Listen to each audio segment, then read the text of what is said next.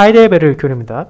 제30주일 제80문 주의 만찬과 교황파의 미사 사이에는 어떤 차이가 있습니까?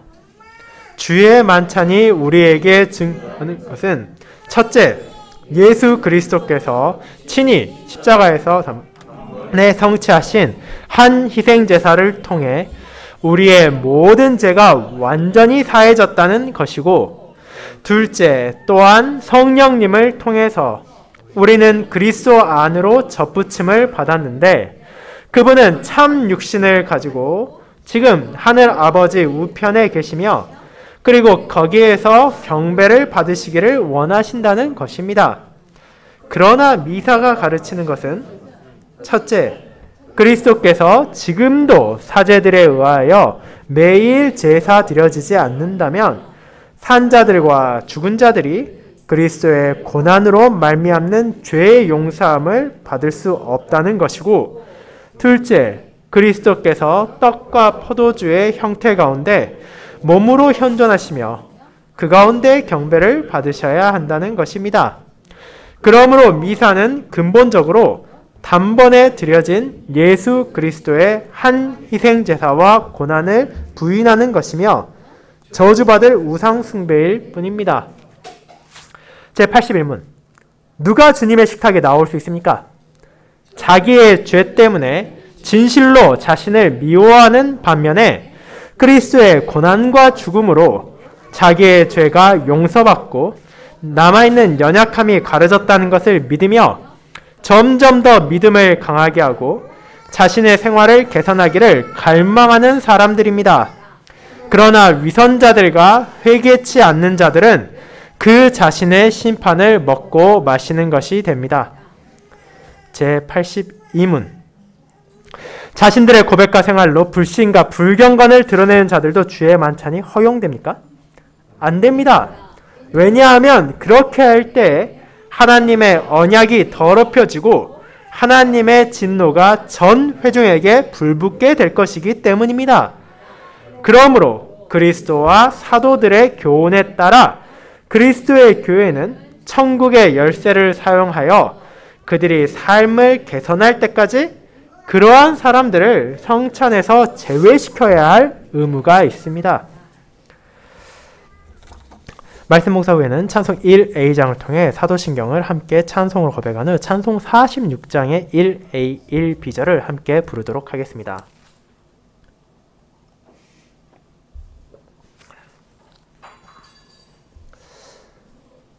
사랑하는 주 예수 그리스도 안에 있는 형제 자매님들, 여러분이 만약 어떤 식사 자리의 성격을 알고 싶다면 쉽게 사용하는 방법이 하나 있습니다. 그것은 그 식탁에 자리한 사람들이 어떠한지를 살펴보는 것입니다. 그 식사 자리에 함께하고 있는 사람들이 화목해 보이는 가족들이라면 그것은 아마도 즐거운 가족의 교제의 성격을 가지고 있을 것입니다. 만약 그 식탁에 앉은 사람들이 정장을 입고 넥타이를 매며 격식을 갖춘 상태에서 조용조용히 대화를 나누고 있다면 그것은 어쩌면 중요한 사업이나 업무의 연장선상으로 하는 식사일 것입니다. 또한 캐주얼한 옷을 입은 젊은 청년들이 자유분방하게 떠들면서 식사를 한다면 그것은 그저 특별한 성격이 있기보다는 그저 사이좋은 친구들끼리 함께 식사하는 것임을 어렵지 않게 할 수 있을 것입니다. 결국 우리가 그 식탁의 성격을 규정하는 데 있어 음식의 질, 음식의 종류 같은 것도 중요하겠지만 누가 그 자리에 함께하고 있는지, 그 식사의 분위기가 어떠한지와 같은 요소도 우리가 빼놓을 수 없습니다. 그렇다면 거룩한 주의 만찬, 이 성찬의 성례는 어떠합니까? 그 이름에서부터 명백히 드러나듯이 그 식탁은 바로 주님께서 베푸신 은혜의 식탁입니다. 그렇다면 그 식탁에서 하는 식사의 시간은 어떤 성격을 가집니까? 이미 앞선 교리문답을 통해 그 자리에 놓여있는 포도주와 떡이 무엇인지, 그것이 우리로 하여금 무엇을 바라보게 하는지는 고백했지만, 그렇다면 누가 그 식탁에 나아가서 그 떡을 먹고 그 포도주를 마실 수 있습니까? 그리고 어떤 사람들은 이 식탁에 나오는 것이 금지됩니까?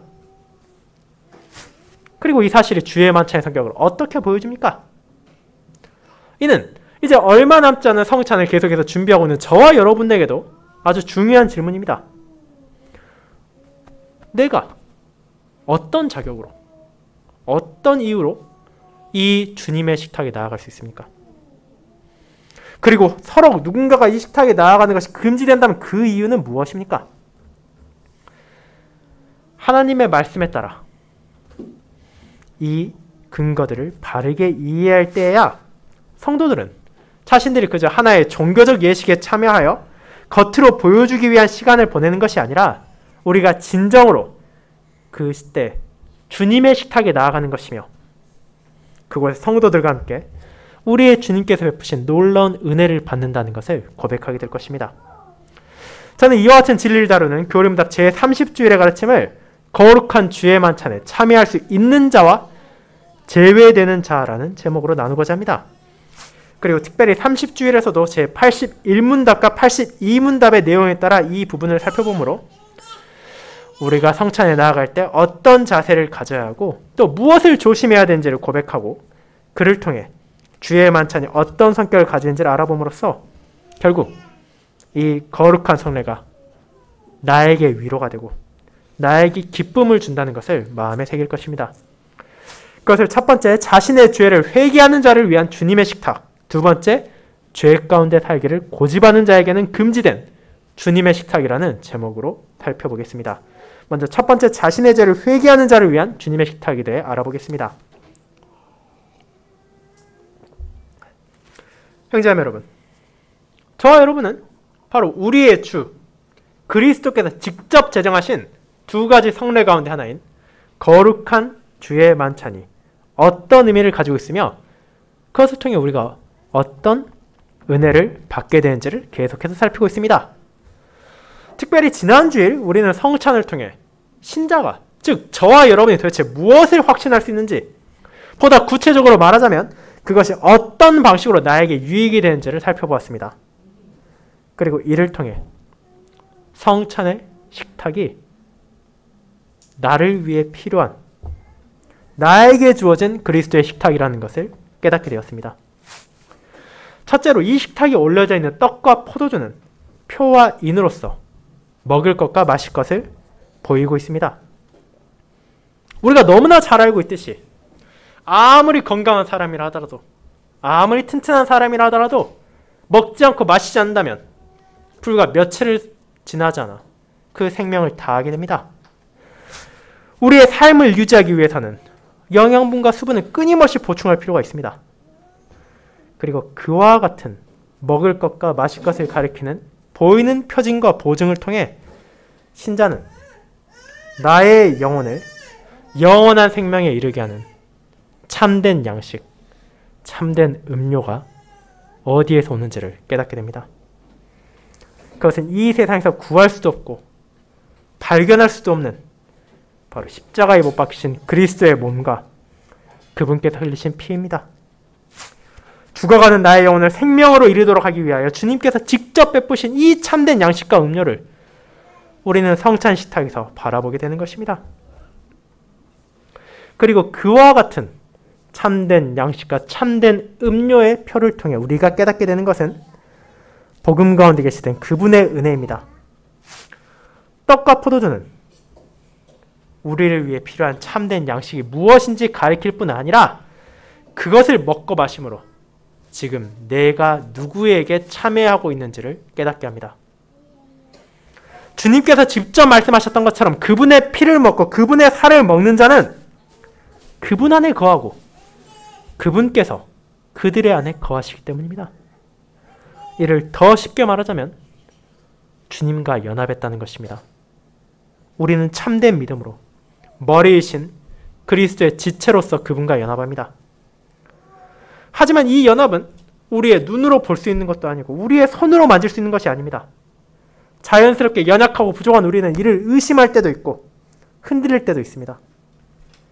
하지만 이 거룩한 성례를 통하여 우리는 이 연합을 다시 한번 믿을 수 있습니다.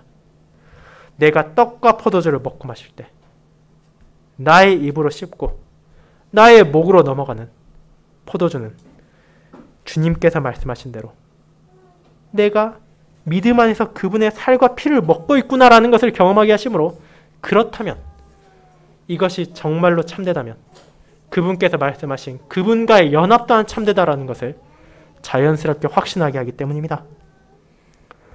그렇게 주님과의 연합을 확신한 사람은 자연스럽게 이어지는 은혜, 그분의 모든 고난과 순종까지도 나의 것이 된다는 것을 붙잡을 수 있습니다. 더 정확하게 말하자면 주님과의 연합을 확신하지 못하는 사람들은 나에게 주어진 그리스도의 은혜를 확신할 수 없다는 것입니다. 그 이유는 어려운 것이 아닙니다. 우리가 이미 앞서 고백한 것처럼 성도가 그리스도의 은덕을 받는 이유는 그분과 연합했기 때문인데, 정작 그 연합을 의심한다면 나에게 주어진 그리스도의 공로를 어떻게 확신할 수 있겠습니까? 그러나 우리는 성찬을 통해 그분과의 연합을 확실하게 믿으며 그 확신을 통해 복음 안에서 약속된 은혜, 그리스도의 속죄와 의와 거룩함이 나에게 주어졌고, 내가 그리스도 안에서 나에게 약속된 모든 은혜를 가지고 하나님께 나아가게, 그분께서 이제 나를 마치 어떤 죄도 지은 일이 없던 것처럼 그리스도의 모든 순종을 마치 내가 이룬 것처럼 용납하여 주실 것임을 의심하지 않고 믿게 됩니다. 그와 같은 복음의 약속들을 거룩한 성찬은 성도들에게 표하고 인칩니다. 자, 그렇지만 우리가 한 가지 잊지 말아야 하는 것이 있습니다. 그것은 제 29주일에도 나오고 제 30주일에 80문답에도 나오는 한 가지 질문. 그 성찬의 떡과 포도주가 그리스도의 실제하는 살과 피를 먹고 마시는 것인지, 그렇지 않다면 그것을 가리키는 표와 인으로서의 상징을 먹고 마시는지에 대한 것입니다. 로마교는 미사를 시행할 때 그리스도께서 떡과 포도주의 형태 가운데 몸으로 현존하시며 그 가운데 경배를 받으셔야 한다고 말합니다. 그리고 루터파는 조금 다른 방식이지만 그와 유사한 공제설이란 주장, 간략하게 말해 그리스도의 육신이, 그분의 피가 이제는 어디에나 계신다는 가르침을 통해 로마교와 마찬가지로 성찬의 식탁에서 그리스도의 실제 살과 피를 우리가 먹고 마신다고 말합니다. 그리고 그렇게 돼야만 우리가 그분의 은혜를 받을 수 있고 복음의 약속을 확신할 수 있다고 생각하는 것입니다. 하지만 세례와 마찬가지로 성찬 역시 믿음으로 참여하는 것입니다. 이 만찬이 제정되었을 때 제자들이 먹고 마셨던 것처럼 우리가 먹고 마시는 것은 실제하는 그리스도의 살과 피가 아니라 그것이 가리키는 떡과 포도주입니다. 그리고 이 표와 인으로 우리는 복음의 약속을 충분히 확신하게 될 뿐 아니라 물질적인 그리스도의 살과 피를 통해 그분께서 함께 하심을 믿는 것이 아니라 그분의 영으로서 주님께서 이 성찬의 식탁에 함께 하신다는 것을 의심하지 않습니다. 그리고 성령 하나님께서는 이 거룩한 성찬의 성례를 사용하심으로 우리의 믿음을 십자가에 집중하게 하시고 더욱더 자라나게 하십니다. 그렇게 우리가 시행하는 주의 만찬과 로마교의 미사는 외적으로는 유사해 보일지라도 실제로는 그 성격이 동일하지 않습니다. 미사는 사제들에 의해 진행되는 제사이고 그것은 표와 인이 아니라 그 자체로 죄를 씻어주는 수단이 되어버렸기 때문입니다. 그뿐 아니라 그것은 참여하는 성도들로 하여금 복음의 약속과 하늘에 계신 그리스도를 바라보게 하는 것이 아니라 그들의 모든 마음을 자신들의 눈앞에 있는 떡과 포도주에 쏟게 합니다. 그리고 그것을 경배하게 합니다. 왜냐하면 그 식탁에 놓은 것이 그리스도의 실제하는 살과 피라고 주장하기 때문입니다. 만약 그것이 정말이라면, 그분의 육체가 정말로 내 눈앞에 놓여 있다면 감히 그 누가 자신의 눈을 거기서 뗄 수 있겠습니까? 자신의 마음을 조금이라도 다른 데로 옮길 수 있겠습니까? 그런 방식으로 그들은 그리스도의 단번에 희생제사의 공로를 부인하며 주님의 만찬을 더럽히는 어리석음을 나타냅니다. 그와 반대로 주의 만찬은 계속해서 우리가 고백한 것처럼 그리스도께서 친히 십자가에서 단번에 성취하신 한 희생제사를 통해 우리의 모든 죄가 완전히 사해졌을 뿐 아니라 성령님을 통해 우리가 그분과 연합함으로 그 은혜를 받고 있으며 우리의 마음은 하늘로 향해 하고 떡과 포도주를 경배하는 것이 아니라 그 모든 은혜의 원천이신 삼위 하나님을 찬양해야 한다는 것을 가리킵니다. 그렇게 우리는 매번 성찬을 준비할 때마다, 성찬에 참여할 때마다 우리가 믿음으로 거기에 나아간다는 사실을, 그리고 우리가 거기에서 먹고 마시는 표와 인이 무엇을 가리키는지를 정말로 기억해야 할 것입니다. 이제 이 모든 것을 고백했다면 또 다른 중요한 질문을 하나 생각해 보도록 합시다. 그처럼 풍성한 은혜로 가득한 식탁, 거룩한 주님께서 초대하신 만찬의 자리에 누가 나아갈 수 있습니까? 한번 저와 여러분에게 익숙한 세상의 기준을 떠올려 보시기 바랍니다. 여러분이 아는 가장 높은 사람, 가장 큰 권력을 가지고 명예와 부를 떨치고 있는 일을 생각해 보시기 바랍니다. 여러분은 자신이 그 사람의 집에 가서 한 식탁에 앉아 그 사람과 식사를 하는 것을 상상할 수 있습니까? 아마도 쉽지 않을 것입니다. 명실공히 나라에서 가장 강력한 권력을 가지고 있는 대통령과 식사를 한다는 것은 일반적인 시민에게는 거의 허락되지 않는 정말로 특별한 일이며, 그보다는 훨씬 아래에 있다 생각되는 시장이나 군수만 하더라도 중요한 용무가 없다면 퇴석하여 음식을 먹는 일은 거의 드물게 됩니다. 그런데 여러분은 지금 누구의 식탁을 바라봅니까?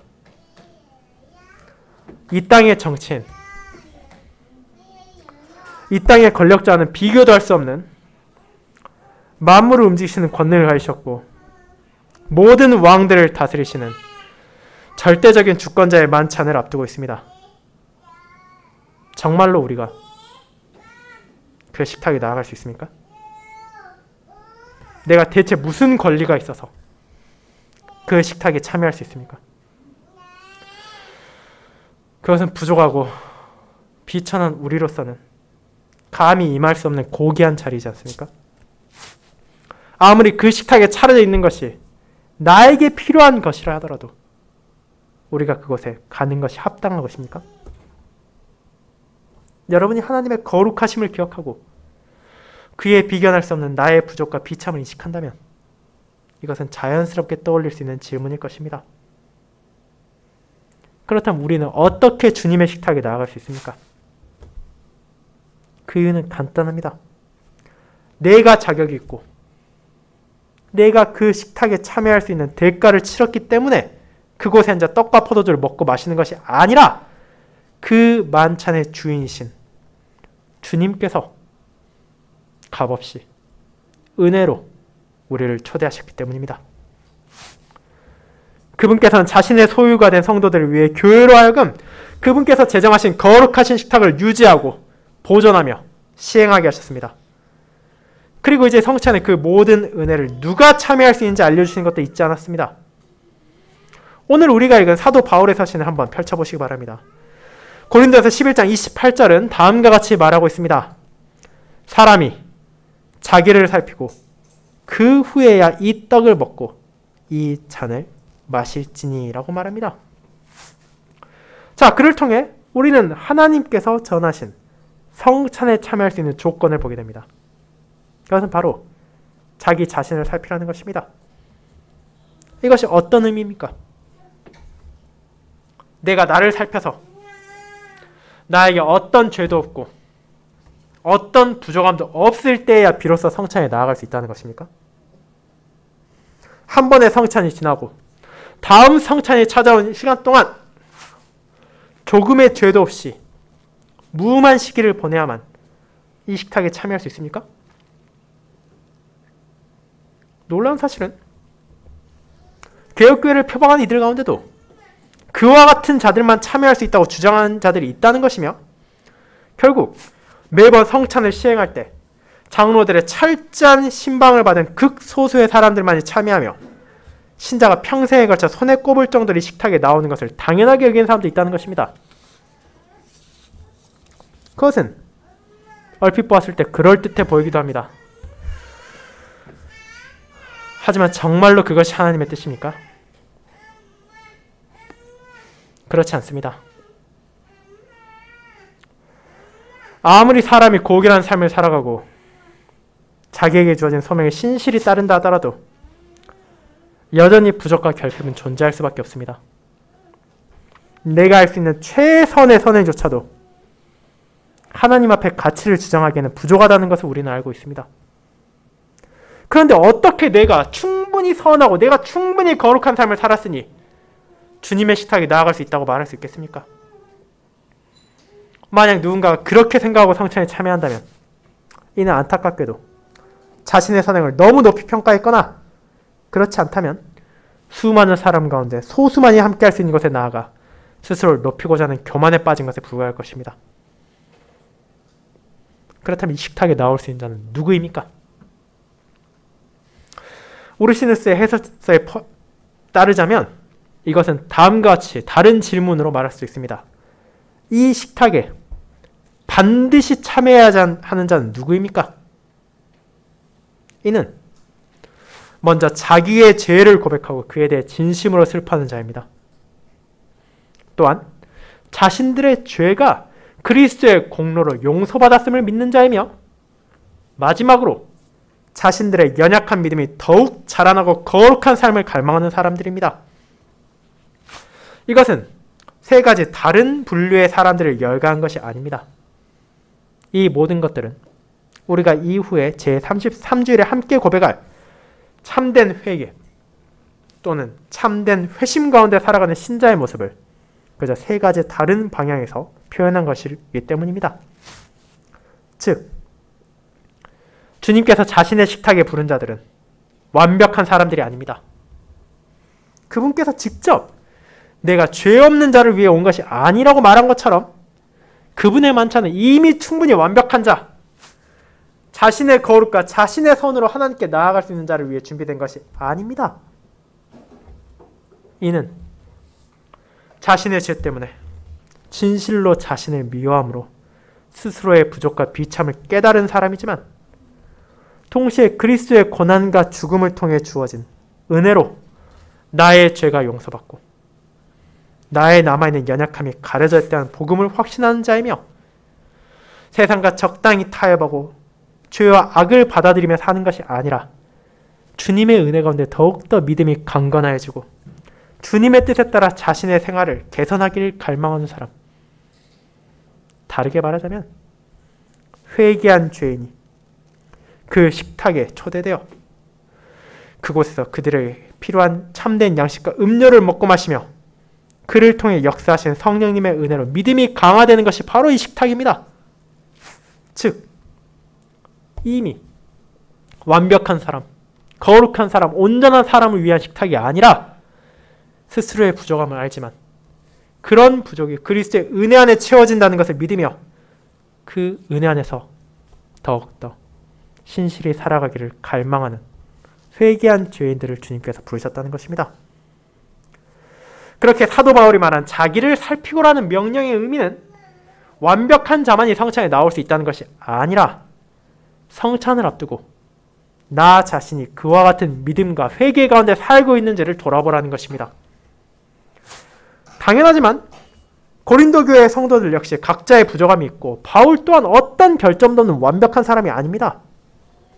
그러나 그들이 성찬에 참여할 수 있으며 참여해야 하는 이유는 하나님의 은혜로 믿음과 회개 가운데 살아가는 자들은 주님의 식탁을 통해 더욱더 복음의 약속을 확신하며 한 걸음 한 걸음 감사의 열매를 맺으며 하나님께서 진리 가운데 전하신 거룩한 생명의 길을 나아가야 하기 때문입니다.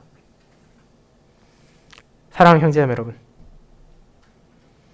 그렇게 저와 여러분은 스스로 온전하여 주님의 만찬에 나아갈 자격이 있기에 그곳에 참여하는 것이 아니라 오직 주님께서 그분의 은혜로 부족한 자기 백성들을 부르셨기에 거룩한 성찬으로 향합니다.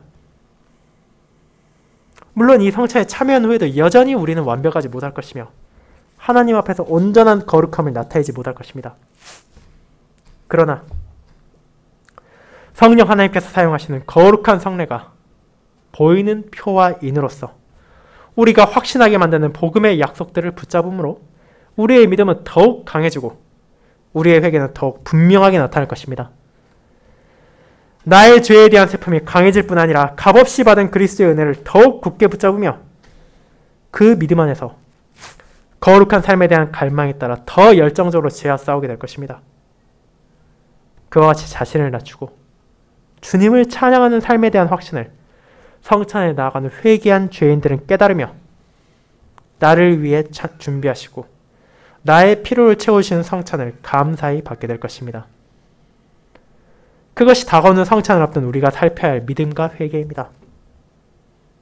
네, 두 번째로 죄 가운데 살기를 고집하는 자에게는 금지된 주님의 식탁에 대해 알아보겠습니다.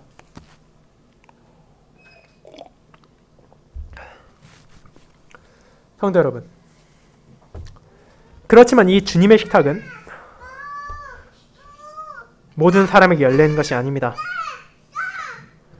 우리는 종종 성찬에 누가 참여해야 하는가가 아니라 누가 참여해서는 안 되는 과로 인한 논쟁이 일어나는 것을 볼 수 있습니다. 비록 원칙적으로 앞서 고백한 회개한 죄인들이 주님의 식탁에 나와야 한다는 것에 동의한다 하더라도 그것을 주관하는 것이 누가 되어야 하는 것에 대한 의견이 있기 때문입니다. 상당수의 교회들은 이에 대해 그것은 스스로에게 매인 것이라고 말합니다. 교회는 위선자들과 회개하지 않는 자들이 성찬에 참여할 때 그 자신의 심판을 먹고 마시는 것임을 경고하는 것만으로도 충분하다는 것이 그들의 입장입니다. 그에 따르면 교회는 누가 성찬에 참여해서는 안 되는지를 결정할 권한이 없습니다. 하지만 이것은 사도 바울의 서신과 대치되는 내용입니다. 오늘 우리가 살펴보는 31절과 32절은 다음과 같이 말하고 있기 때문입니다. 우리가 우리를 살폈으면 판단을 받지 아니하려니와 우리가 판단을 받는 것은 주께 징계를 받는 것이니 이는 우리로 세상과 함께 정죄함을 받지 않게 하려 하심이라. 고린전서 11장 31절 32절입니다.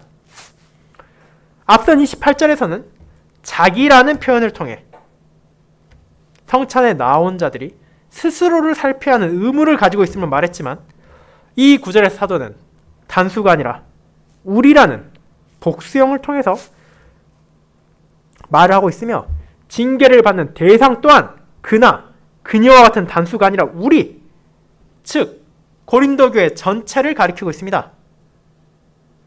그럼 그 교회 안에 어떤 문제를 가진 사람들이 있었습니까? 어떤 이들은 거룩한 성례가 가진 표와 인이라는 사실을 망각하고 마치 일상의 음식을 먹고 마시는 것처럼 배고프면 먼저 먹고 목마르면 먼저 마셔버리는 행동을 했습니다. 21절입니다. 그리고 그 결과 배고픈 사람, 취한 사람들이 나타나기까지 했습니다. 이런 행동이 무엇입니까? 교회를 업신여기고 빈궁한 자들을 부끄럽게 여기는 것이라고 22절에서 말합니다. 그럼에도 불구하고 그들이 지금 거룩한 성찬을 바르게 바라보고 있지 않음에도 불구하고 그것을 제지하는 사람들, 그것을 막는 사람도 없었기에 바울은 그 사람들만이 아니라 우리가 징계를 받는다고 선언한 것입니다. 왜냐하면 이런 행동들은 그들이 성찬을 바르게 이해하지 않던 불신을 나타낸 것이며 생활 가운데 거룩함을 갈망하지 않는다는 불경건함을 드러낸 것이기 때문입니다. 그렇게 교회는 마땅히 이런 사람들을 성찬에서 제외시켜야 합니다. 그리고 그렇게 할 수 있는 이유는 교회가 사법적인 권위를 가져서가 아니라 주님으로부터 받은 천국의 열쇠를 통해 그분의 뜻에 따라 성도를 돌보고 지켜야 하는 영적인 권위를 가졌기 때문입니다. 그렇게 교회가 이를 바르게 행하지 않는 것은 자기들에게 주어진 소명을 반기한 것이며 하나님의 언약을 더럽히는 그릇된 행동입니다. 이와 같은 천국의 열쇠 가운데 하나인 권징에 대해서 우리는 다음 주일에 보다 상세히 살피겠지만 그럼에도 우리는 이 열쇠를 통해 성찬의 식탁을 거룩하게 지켜야 한다는 원칙을 기억해야 합니다. 그런데 여기서 우리가 또 하나 주의할 점이 있습니다. 교회의 역할은 모든 회원들을 잠재적인 제재 대상으로 바라보고 감시의 눈을 빛내는 것이 아니라는 것입니다. 그렇게 하는 것은 하나님의 양떼를 인도하고 돌보는 목자로서 직분자들 보내신 하나님의 뜻을 따르는 것이 아닙니다.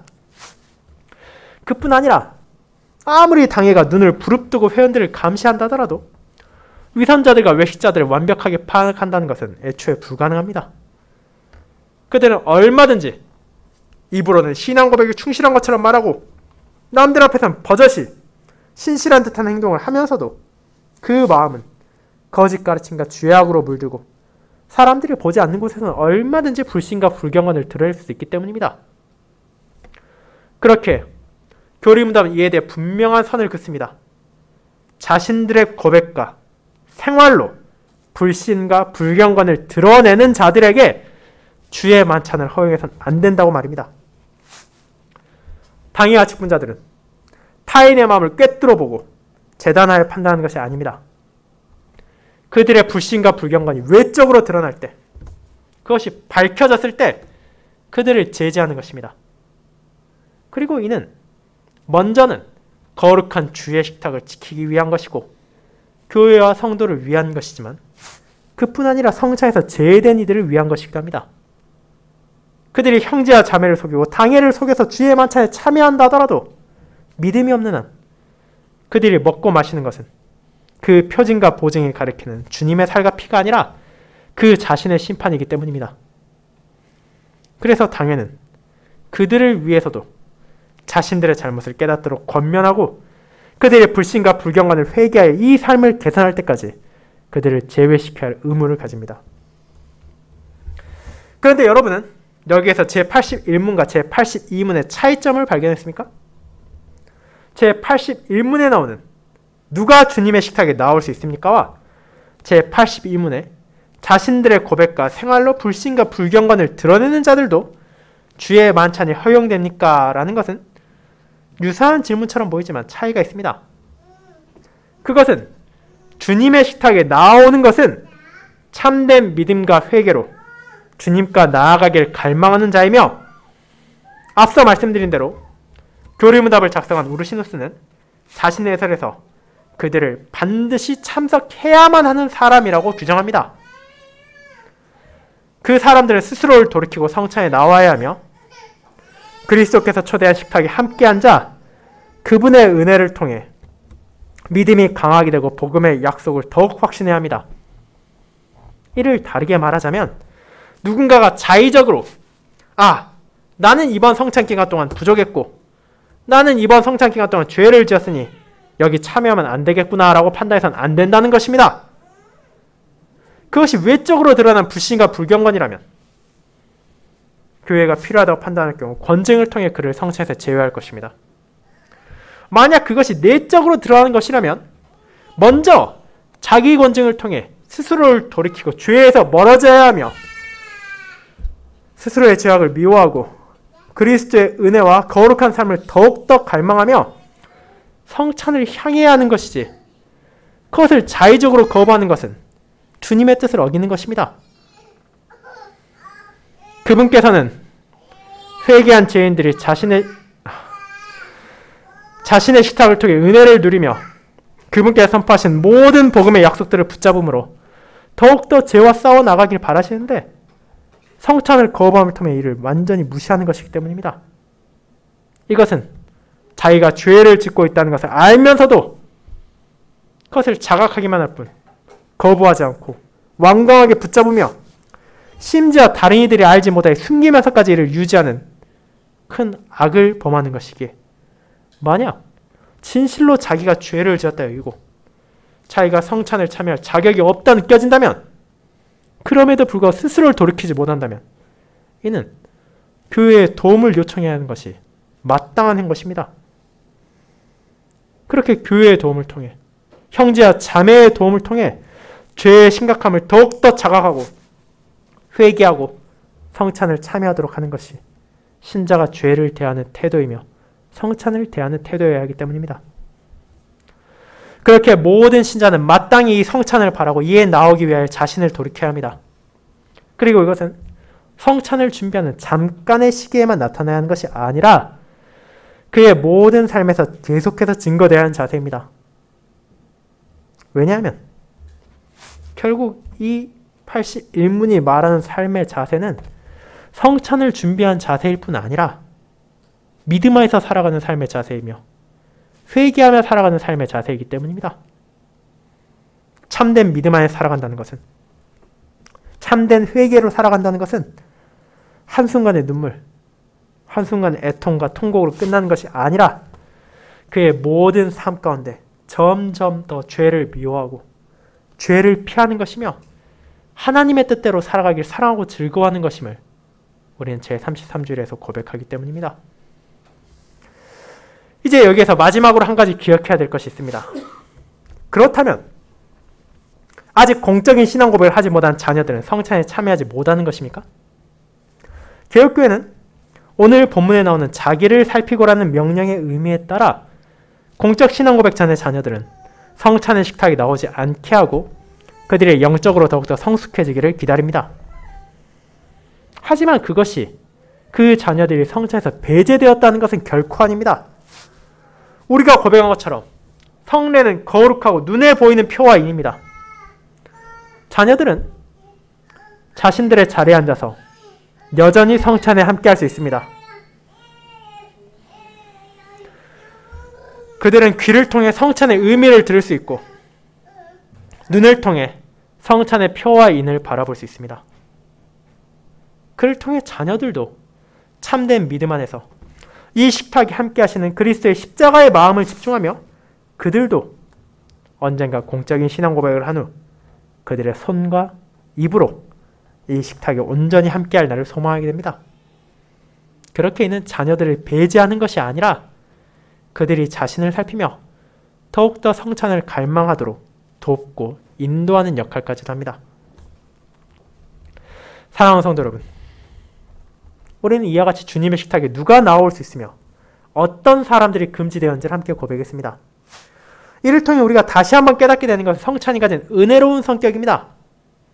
주님께서는 자신의 거룩함에 합당한 이들을, 충분한 자격을 갖춘 이들을 부르시는 것이 아니라 한없이 부족한 회개한 죄인들을 자신의 식탁에 초대하심으로 그들에게 필요한 참된 음식과 음료를 주십니다. 그리고 그를 통해서 그들이 믿음과 회개 안에서 자라갈 수 있도록 하실 뿐 아니라 이를 위해 자신의 영으로 이 순간에도 역사하고 계십니다. 그뿐 아니라 자신의 교회에 주신 직분자들을 통해 그 거룩한 언약이 더럽혀지는 것을 막으시고 그분의 진노가 전 회중에 내리지 않도록 돌보고 계십니다. 이것이 얼마나 큰 은혜입니까? 자격 없고 비천한 우리를 향해 베푸신 주님의 이 은혜로운 식탁이 지금 다시 한번 우리에게 다가오고 있습니다. 그렇게 그 식탁을 바라보며 자신을 살피고 주님의 은혜 안에서 거룩한 삶을 더욱더 갈망하도록 합시다. 그런 우리를 주님께서 초대하고 계십니다. 아멘.